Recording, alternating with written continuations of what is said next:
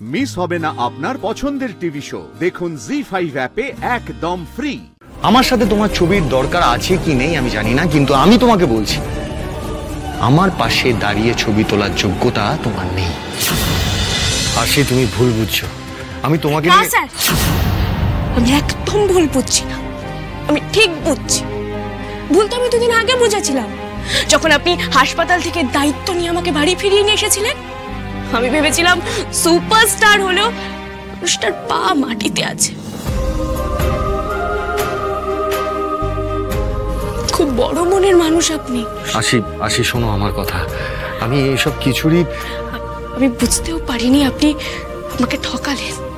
আপনার অভিনয় সবটা, সেই জন্য কাল ওখানে যখন আপনি একা একা মন খারাপ করে বসেছিলেন, তখন হয়তো সত্যি ভেবেছি যে না, মানুষটার মন খারাপ, এই ঘিঞ্জির মধ্যে থাকতে থাকতে মানুষটা হাঁপিয়ে উঠেছে। কিন্তু সবটা আপনার ফাঁদ ছিল। ভূতের ভয়ের বাজি ধরিয়ে ওখানে আমাকে টেনে নিয়ে যাওয়া হয়েছে, আমি বুঝতেই পারিনি। আমি আমার কথাটা শোনো, আমি আবারও বলছি ভুলটা আমারই আগে বোঝা উচিত ছিল যে মানুষের মন নেই তার মন খারাপ হবে কোথা থেকে।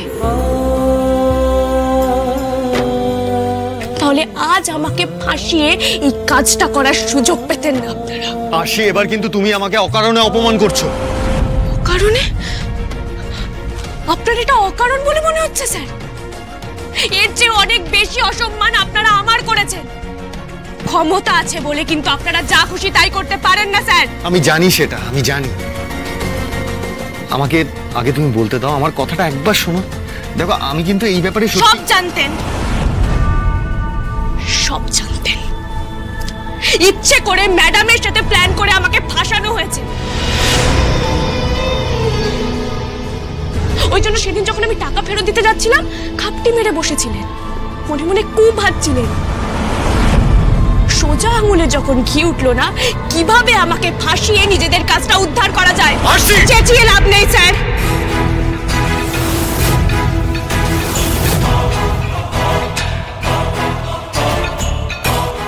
আজ এটা কেন হলো তার উত্তর আপনাকে দিতেই হবে।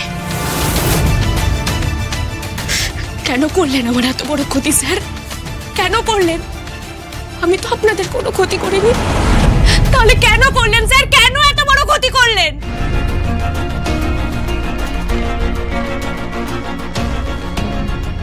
আমি তো আপনাকে বিশ্বাস করেছিলাম স্যার, তাহলে কেন ক্ষতিটা করলেন আমার?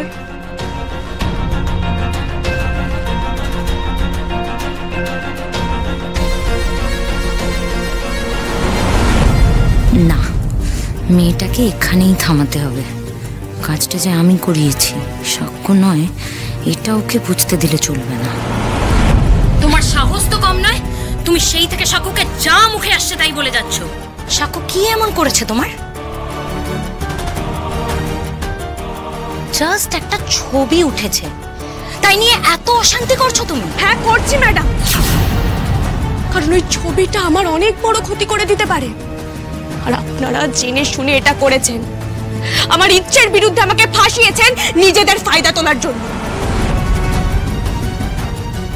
আর আপনার সাথে আমি কি কথা বলবো? শুনুন আপনি স্যার, আপনি উত্তর দিন, কেন হয়েছে এটা? উত্তর দিন আপনি। তোমার সাহস কি করে হয় সাক্ষ্যর থেকে উত্তর চাওয়ার? সাক্ষ্য তোমাকে কোনো রকম কোনো এক্সপ্লেনেশন দেবে না। আমরা যা করেছি পেশ করেছি।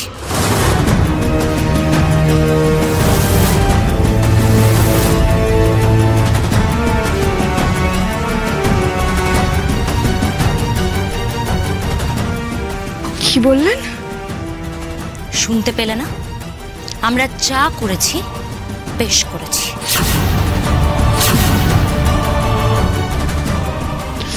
অন্যায় করে বলছেন বেশ করেছেন? হ্যাঁ, আবারও বলছি, সাক্ষ্যর সাথে তোমার ছবি তুলে আমরা কোনো ভুল করিনি। তবে রে, চোরের মায়ের বড় গলা, আমিও তোর মাথা দুচেলা করে বলবো বেশ করেছি। দাঁড়া,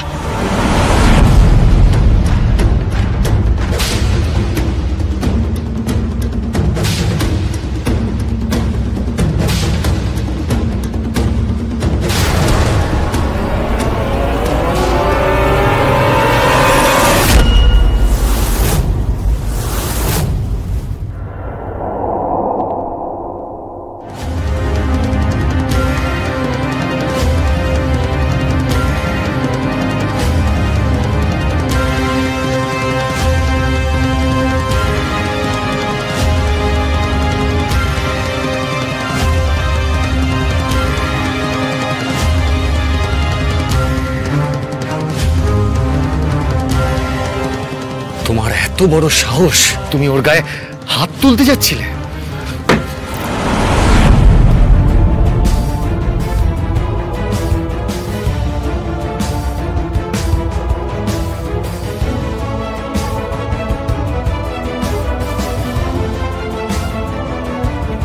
তোমার প্রতি আমার যেটুকু সিম্প্যাথি ছিল না এতক্ষণ, এই মুহূর্ত থেকে সেইটুকুও চলে গেল।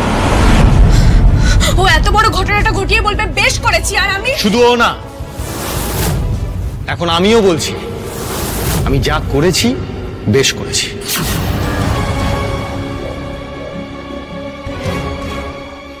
অনেকক্ষণ ধরে তোমাকে আমি বোঝানোর চেষ্টা করেছি, এক্সপ্লেন করার চেষ্টা করেছি যে কি হয়েছে, কিন্তু এখন তুমি আমার ধৈর্যের বাঁধ ভেঙে দিয়েছ। একটা ছবি তোলা নিয়ে তুমি মাথা খারাপ করে দিচ্ছ। শোনো আরশি, আমার সাথে ছবি তুললে না তোমার 4টে নাম হবে। বাজারে বন্ধুদের বুক বাজিয়ে বলতে পারবে, আর ওই ছবিটা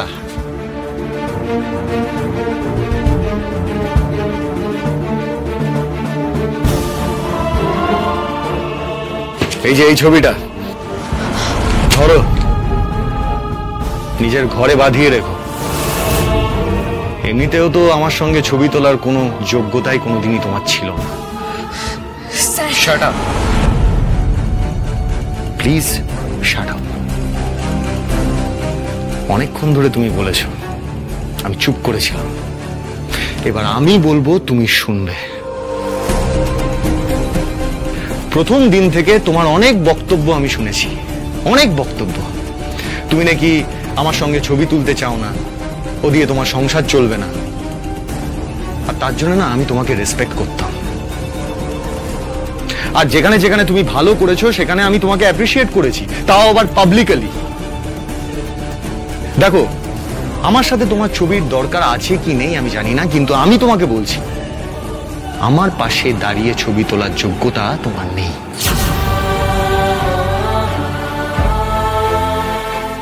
তুমি আজ যেভাবে ঘরে ঢুকে অসভ্যতামি করেছো, আমাকে কিছু বলার সুযোগ না দিয়ে যেভাবে আমাকে ক্রমাগত ব্লেম করে গেছো, তারপরে আমিও তোমাকে বলছি আমি যা করেছি বেশ করেছি। জি5 ডাউনলোড করুন আর সব এপিসোড দেখুন একদম ফ্রি।